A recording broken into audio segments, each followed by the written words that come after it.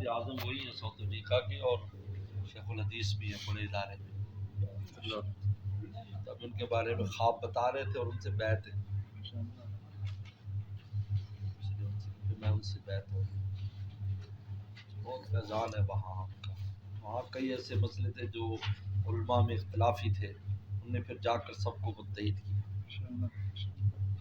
بڑے حضرت سے بہت اتنی عقیدت ہے، جب آتے تھے بڑے حضرت کے پاس کئی دفعہ ملاقات کے لیے بار بار چکر لگا، بنور ٹاؤن ٹھہرتے تھے الگ، تو بار بار آتے تھے حضرت کے پاس کی وقت صاحب کے پاس.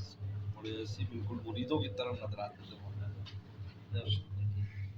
شیخ زکریا رحمۃ اللہ علیہ ان سے ماشاءاللہ جی.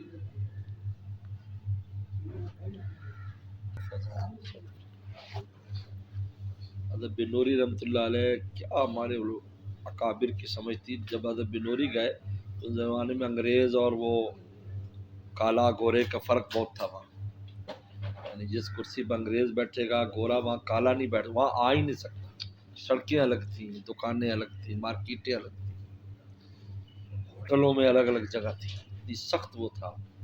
3 حصے تھے، ایک گورا بیٹھے گا، اس کے بعد کلرڈ میں انڈین بھی آ جاتے تھے، اور وہ انگریز اور کالے کی نسل سے جو بچے پیدا وہ، اور ادھر کالے 3rd کلاس. یہ سونا کھاتے تھے، یعنی کیونکہ سارا سونا ان کے ہاتھ میں تھا. یہ بیچ والا طبقہ تجارت کرتا تھا، یہ بیچارے برتن مانجتے تھے اور سڑکیں صاف کرتے تھے. اتنا وہ تھا. یعنی ایک فیصلہ آیا تھا اس پر، پھر پورے عالم میں احتجاج بھی ہوا کہ ایک ایک کالی عورت کے ساتھ زبردستی زنا بالجبر کیا انگریز نے، تو اس کے خلاف کالوں نے شور مچایا، مقدمہ ہو گیا تھا. انگریز جج فیصلہ دے رہا ہے کہ یہ اس کے لیے خوشی کی بات ہے جو اس کو ایک گورے نے استعمال کیا.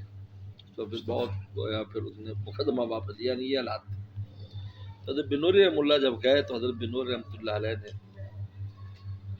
مسلمانوں کو جمع کیا اور یہ سمجھایا کہ دیکھو یہ کالوں کی حکومت آنی ہے، آج آئے یا کل آئے، تم ان سے دوری اختیار نہ کرو. مسلمانوں سے کہا یہ انگریز تو بھاگ جائے گا کیونکہ یہ، لیکن تم نہیں بھاگ سکتے، تمہاری تو قبریں بھی یہاں بنی ہوئی ہیں، کیونکہ 100 سال 150 سال سے مسلمان وہاں ہیں. تو تم ان کا خیال رکھو، نفلی صدقات ان کو دیا کرو.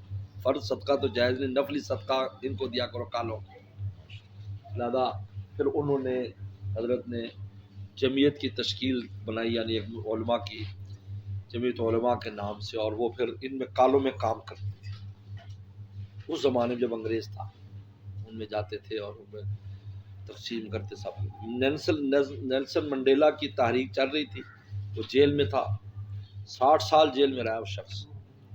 60 سال کے بعد وہ آزاد ہوا تو انقلاب آ گیا، اور وہ سارا جو ہے پورا ساؤتھ افریقہ میں بہت ملک ہے. ساؤتھ افریقہ خود ایک ملک کا نام ہے، لیکن اس کے اندر بھی بہت ملک ہے. بڑی سخت انگریزوں کے خلاف اسٹرائک، انگریزوں پر حملے، اور یعنی ان کو زندہ رہنا مشکل ہو گیا. جنگلوں میں چلے گئے، بھاگ گئے، یہ حالات ہو گئے. لیکن مسلمانوں کو کچھ نہیں کہا کالوں نے، اس وجہ سے کہ وہ دور جو تھا اس دور میں مسلمان تعاون کیا. تو جب وہ نیلسن منڈیلا وزیر اعظم بنا ہے یا صدر بنا ہے تو اس میں 3 وزیر مسلمان لیے اس نے. مسلمان سے کہا تو وزیر دو، تو انہیں 3 آدمی جو ایسی سوچ بوجھ رکھتے تھے، اور علماء بھی شامل تھے، انہوں نے ان کو دیے. اس زمانے میں ساؤتھ افریقہ کا ویزا ایم ہی مل جاتا تھا، یعنی کوئی علماء کو خصوصاً. ان دنوں میں بھی گیا ہوں تو یعنی فوراً اس کے بعد گیا تو اس وقت بتاتے تھے کہ یہ سڑک اس کی، فلاں سڑک ایسے. اس وقت تو نشانات تھے اس کے، اب تو خیر ختم ہو گئے. تو فوراً جو آپ ویزے کے لیے جائیں، عالم ہے وہ فوراً وہاں سے وہ جناب فوراً ایک دم. یعنی اب تو اتنا مشکل ہے، انگلینڈ والے دے دیتے، وہ نہیں دیتے. اس وقت اتنا علماء کلام کے لیے کوئی بہت علماء کلام پر آنا جانا.